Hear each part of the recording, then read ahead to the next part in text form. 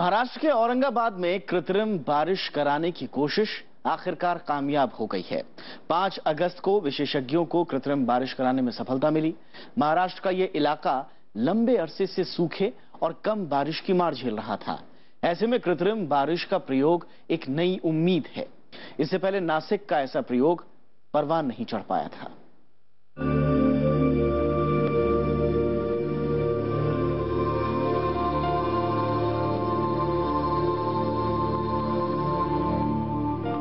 बारिश की आस में टकटकी लगाए बादलों का इंतजार करते किसान सूखे और कम बारिश की मार को झेल रहे उत्तरी महाराष्ट्र, मराठवाड़ा और विदर्भ के इलाकों की यही हकीकत है। बारिश की कमी से जूझते इस इलाके में जब कुदरत के बादलों ने मेहरबानी दिखानी करीब करीब बंद कर दी, तो ऐसे में कृत्रिम बारिश ही एकमात्र समाधान बचा। कृत्रिम बारिश की ये मुहिम महाराष्ट्र सरकार ने सूखे से निपटने के लिए नई रणनीति के तहत शुरू की। 2 अगस्त रविवार की दोपहर औरंगाबाद के चिकलथाना एयरपोर्ट पर कृत्रिम बारिश कराने वाला विमान किंग एयर B-200 पहुंचा। ये तैयारी थी 5 अगस्त को कृत्रिम बारिश के प्रयोग की। 3675 किलो के वजन वाला किंग एयर B-200 की कुल लंबाई 43 फीट 10 इंच और ऊंचाई 14 फीट 10 इंच है। ये विमान 1062 किलोमीटर एक बार उड़ान भर सकता है। इस विमान के पहुंचने के साथ ही रविवार दोपहर से ही विशेषज्ञों ने कृत्रिम बारिश की तैयारी शुरू कर दी। बादलों का परीक्षण करने वाला सी बैंड डॉपलर रडार मंगलवार को अमेरिका से औरंगाबाद पहुंचा। कमिश्नर ऑफिस की छत पर डॉपलर रडार लगाया गया और यहीं कंट्रोल रूम भी बनाया गया। बेसिकली क्लाउड सीडिंग के लिए क्लाउड का होना जरूरी है, तो ये हम जो तैयार कर रहे हैं, आप देख रहे हैं ना, वो सी बैंड रडार है, उसका डिस्क है। इस रडार से सटीक जानकारी मिलेगी कहाँ पर क्लाउड है, तो हम एयरक्राफ्ट को सीधे उसके पास भेज देंगे कि यहाँ पर क्लाउड है जिसको सीडिंग किया जा सकता है और उसमें वो सीडिंग करके आगे जाएंगे। 3 दिन की तैयारियों के बाद 5 अगस्त का दिन आ गया। आम लोगों के साथ साथ नासिक में नाकाम हो चुके विशेषज्ञों की उम्मीदें परवान पर थी। कृत्रिम बारिश कराने वाले उपकरणों से लैस किंग एयर B-200 विमान ने उड़ान भरी। इस मौके पर महाराष्ट्र के कृषि मंत्री एकनाथ खड़से भी मौजूद थे। सभी को बस बादलों के बरसने का इंतजार था। आखिरकार कृत्रिम बारिश कराने की मुहिम कामयाब हो गई। पूरे इलाके में खुशी की लहर दौड़ गई। कृषि मंत्री एकनाथ खड़से ने इसे बड़ी उपलब्धि बताया और करीब 300 घंटे बारिश कराने की उम्मीद जताई। यहाँ लातूर, उस्मानाबाद, बीड़ और नगर का कुछ क्षेत्र, ये क्षेत्र में करीबन 2.5 से 3 घंटे ये हमारा हवाई जहाज से प्रयोग हुआ और ये प्रयोग सकारात्मक रहा। इसकी बारिश भी हुई, 1.5 मिलीमीटर से लेकर 3 मिलीमीटर तक बारिश हुई। पर इसके लिए जो क्लाउड है वो जब तक अनुकूल रहेंगे, जब तक ये प्रयोग करते रहेंगे। कृत्रिम बारिश कराने की कोशिश कामयाब हो चुकी थी। महाराष्ट्र सरकार ने आर्टिफिशियल रेनिंग के लिए विदेशी कंपनी को अनुबंधित किया। पूरे मराठवाड़ा में इस बार खरीफ की फसल की 74% बुआई हुई है। फसल नष्ट होने की कगार पर थी। ऐसे में इस प्रयोग की सफलता से नई आशा जगी है। टेस्ट ट्रायल में हमें बहुत सफलता मिली है और 15 से 20% तो इंक्रीज हो गया रेनफॉल उसमें, लेकिन अभी उसके आंकड़े एकत्रित कर रहे हैं और फिर अनुमान जो भी होगा सही निकाल के लेंगे। महाराष्ट्र सरकार की योजना आने वाले दिनों में उत्तरी महाराष्ट्र, मराठवाड़ा और विदर्भ के इलाकों में भी कृत्रिम बारिश कराने की है। बीते कुछ दशकों में विदर्भ समेत उत्तरी महाराष्ट्र के कई इलाकों में सूखे की वजह से किसानों की आत्महत्या की खबरें आती रही हैं। ऐसे में कृत्रिम बारिश से खेती का बड़ा संकट टलने की उम्मीद है। अमिताभ अरुण दुबे, राज्यसभा टीवी। हालांकि इससे पहले नासिक के येवला तहसील में कृत्रिम बारिश कराने का प्रयोग असफल रहा। यह प्रयोग हिंद फाउंडेशन के साथ मिलकर मुंबई की एक निजी agency international school of professional studies ने किया। असफलता के बावजूद प्रयोग में लगी एजेंसियों ने हौसला नहीं खोया।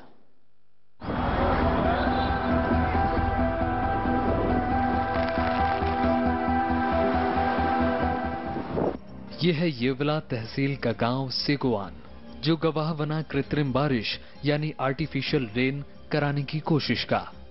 रविवार 2 अगस्त की असफल कोशिश के बाद सोमवार 3 अगस्त को एक बार फिर कृत्रिम बारिश कराने की प्रक्रिया शुरू हुई। सुबह क्लाउड सीडिंग के लिए रॉकेट दागे गए। International school of professional study यानी ISPS के मुताबिक रॉकेट आकाश में दागे गए ताकि बादल पर रासायनिक प्रभाव पैदा किया जा सके। रॉकेट प्रतिकूल मौसम और आकाश में काफी ऊंचाई तक बादल होने के कारण असफल साबित हुए।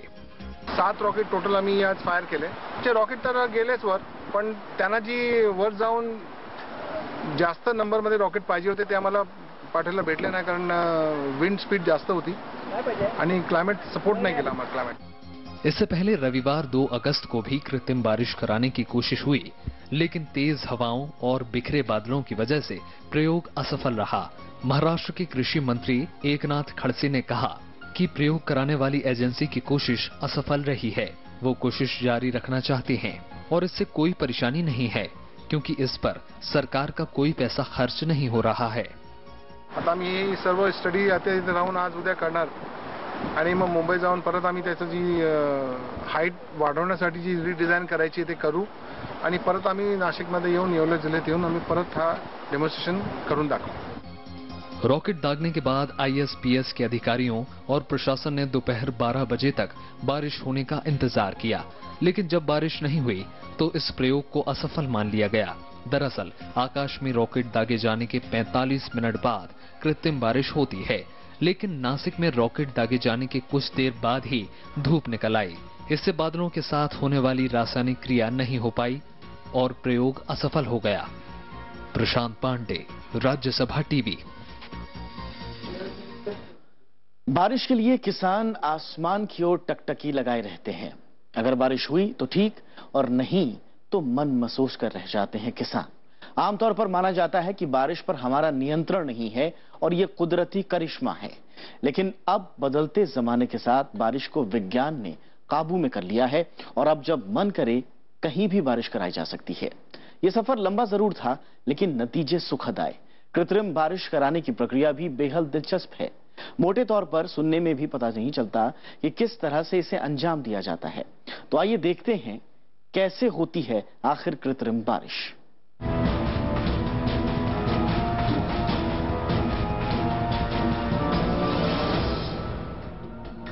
आसमान में उमड़ते इन बादलों को देखकर लोग बस अरमान संजोते हैं कि काश ये बरस जाए।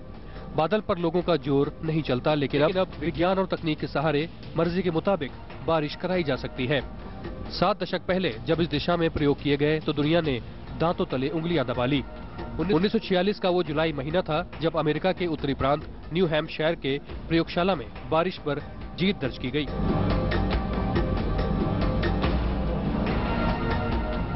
कृत्रिम बारिश की पूरी प्रक्रिया बेहद दिलचस्प है। 2 तरीके से ऐसी बारिश कराई जाती है। पहले तरीके में आसमान में मौजूद बादल को जमा कर बारिश कराई जाती है, तो वहीं दूसरे तरीके में बादल भी प्रयोगशाला में बनाए जाते हैं।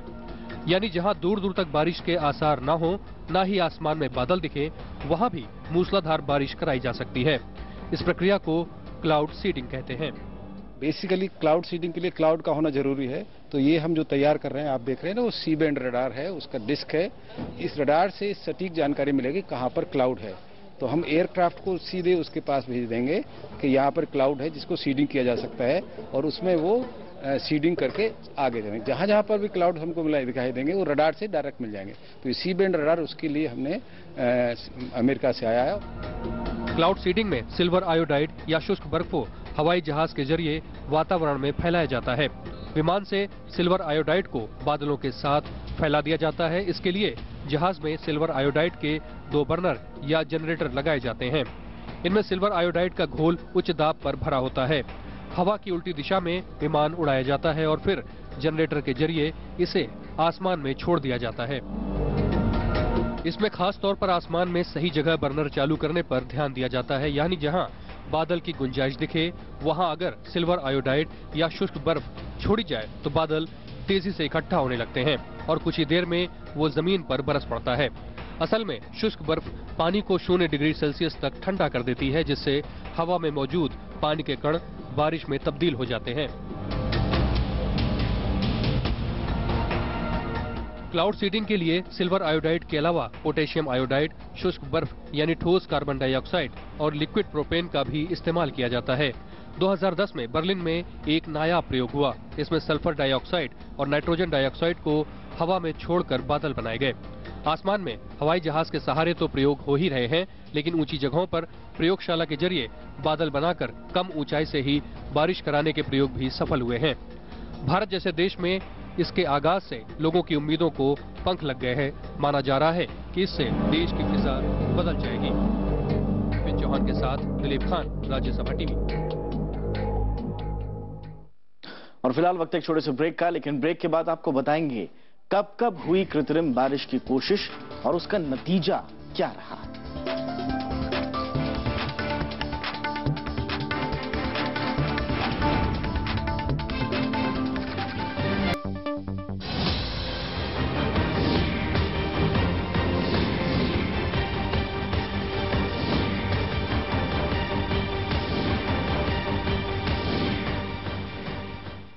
भारत में करीब 65% आबादी की आजीविका खेती पर निर्भर करती है, लेकिन बदलते दौर में खेती करना न सिर्फ मुश्किल हुआ है बल्कि ये आर्थिक नुकसान का भी सबब बना है। खासकर सूखे ने किसानों की कमर तोड़कर रख दी। लाखों की तादाद में किसानों ने खेती से किनारा कर लिया। सरकार ने सिंचाई के लिए कुछ कोशिशें तो आगे बढ़ाई, लेकिन योजनाओं में हर बार सफलता नहीं मिल पाई। आज भी देश की बड़ी आबादी खेती के लिए आसमान की ओर टकटकी लगाए बैठे रहती है।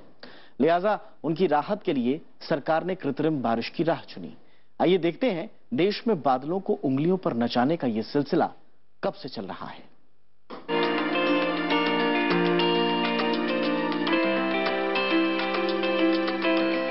आवारा कहे जाने वाले इन बादलों को अपनी मुट्ठी में करने का सपना भारत के हर किसान के जहन में है।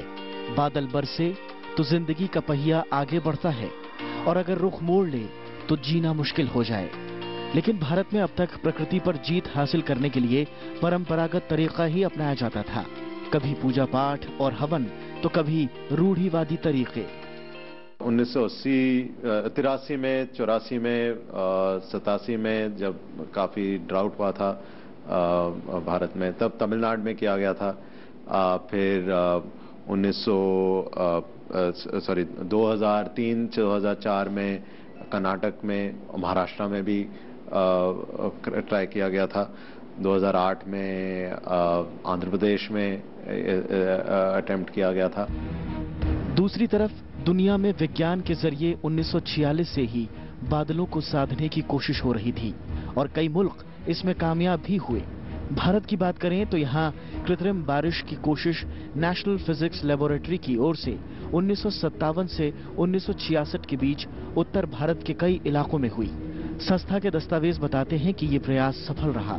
इसके बाद 1973 और 1974 में विमान की मदद से उत्तर प्रदेश के रिहंद बांध के आसपास इंस्टीट्यूट ऑफ ट्रॉपिकल मीटियोरोलॉजी की ओर से ये कोशिश की गई, जो सफल रही। 1975 में कर्नाटक के लिंगनमक्की बांध के आसपास ये कोशिश हुई। आधिकारिक दस्तावेजों के मुताबिक ये कोशिश भी कामयाब रही। 1975 में ही तमिलनाडु सरकार की ओर से ऐसी ही कामयाब कोशिश की गई। बाद में तमिलनाडु सरकार ने 1983 में सूखाग्रस्त इलाकों में इसका प्रयोग किया। इसके बाद आंध्र प्रदेश के हैदराबाद में जुलाई 1993 और अनंतपुर में 1995 में कृत्रिम बारिश की कोशिश की गई। दोनों प्रयोगों में शामिल वैज्ञानिकों का दावा है कि ये कोशिशें भी सफल रहीं। पिछले कुछ सालों की बात करें तो ताजा पहल की शुरुआत 2003 में हुई, जब महाराष्ट्र में कृत्रिम बारिश का प्रयोग हुआ। इसके बाद 2004 में ही एक अमेरिकी कंपनी की मदद से दोबारा ऐसी कोशिश हुई। 2003 और 2004 में कर्नाटक सरकार ने भी इसे अपनाया। महाराष्ट्र में 2009 में अमेरिकी कंपनी के सहयोग से कृत्रिम बारिश के प्रयोग का आगाज हुआ। आंध्र प्रदेश में 2008 से 12 जिलों में बड़े पैमाने पर यह कार्यक्रम चलाया जा रहा है। फिलहाल 3 राज्यों के मौसम विभाग के वैज्ञानिक Indian institute of tropical meteorology यानी IITM के काइपेक्स हैं। काइपेक्स योजना का मकसद आसमान में बादल तैयार करना है। भारत का पृथ्वी विज्ञान मंत्रालय इस काम में मदद कर रहा है। IITM ने 2003 में आंध्र प्रदेश में इस योजना की नींव रखी थी। विपिन चौहान के साथ दीपक डोभाल, राज्यसभा टीवी। मौसम विज्ञान के क्षेत्र में दुनिया ने काफी तरक्की की, लेकिन बारिश पर काबू पाना हाल तक मुश्किल नजर आता था। दुनिया के कई मुल्कों में इस दिशा में प्रयोग हुए और पिछली असफलताओं से सबक लेते हुए इस दिशा में लगातार प्रयास होते रहे। आखिरकार एक के बाद एक सफल प्रयोग हुए। हालात अब ऐसे हैं कि विकसित दुनिया के साथ साथ विकासशील देशों में भी इसे आजमाया जा रहा है। भारत में परीक्षण इसी कड़ी का हिस्सा है।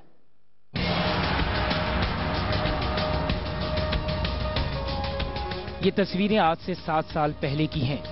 मौका बीजिंग ओलंपिक 2008 के उद्घाटन का। जिस महीने ओलंपिक हुआ वो जोरदार बारिश का मौसम था। लेकिन चीन ने तकनीक का सहारा लिया और बारिश से महफूज रखा। ये ऐसा वाकया था जिसे पूरी दुनिया ने देखा। इसके बाद चीन ने 4 महीने के सूखे से निजात पाने के लिए फरवरी 2009 में बड़े स्तर पर कृत्रिम बारिश को अंजाम दिया। बीजिंग में लगातार 3 दिनों तक मूसलाधार बारिश होती रही। अक्टूबर 2009 में चीन ने दावा किया कि क्लाउड सीडिंग के जरिए उसने समय से पहले बर्फबारी कराने में सफलता पाई। वहां आलम ये हो गया है कि एक प्रांत दूसरे प्रांत पर बारिश चुराने का इल्जाम लगाने लगे हैं। इंटर रीजनल या एक प्रांत से दूसरे प्रांत का जो एक टेंशन बढ़ेगा, संशय बनेगा, उसमें एक राजनीतिक प्रॉब्लम खड़ा हो सकता है कि आज आपने एक प्रांत के ऊपर आपने बारिश करवा दिया तो वो दूसरा प्रांत जो बॉर्डरिंग स्टेट है वो कहेगा ये बादल तो हमारे तरफ आ रहे थे, आपने पहले ही वहां पे प्रेसिपिटेशन करवा दिया तो हमारा यहाँ कम हो गया। दुनिया में अगर व्यवस्थित क्लाउडिंग सीडिंग के इतिहास को खंगालें तो सबसे पहले जुलाई 1946 में नोबेल पुरस्कार विजेता इरविंग लैंगम्यूर ने न्यू हैम्पशायर में बारिश कराने में सफलता पाई। इसके बाद मोर्चा संभाला ऑस्ट्रेलिया ने। 1947 से 1952 के बीच कई प्रयोग किए गए। बादलों के ऊपर बर्फ की बौछार की गई। 1953 से 56 के दौर में दक्षिणी ऑस्ट्रेलिया, क्वींसलैंड और कई राज्यों में सिल्वर आयोडाइड के जरिए बारिश कराई गई। इसके बाद तो ऑस्ट्रेलिया में कई प्रयोग हुए। वियतनाम युद्ध के दौरान मार्च 1967 से लेकर जुलाई 1972 के बीच अमेरिका ने मानसून के महीने को लंबा खींच दिया। वहां 30 से 45 दिन ज्यादा बारिश कराई गई। ओलंपिक गेम्स में जब किया गया था उन्होंने, ताकि वो ओपनिंग सेरेमनी में कोई बारिश ना आ जाए ऐसा कुछ, तो तब वो सक्सेसफुल रहा। लेकिन 2008 में था।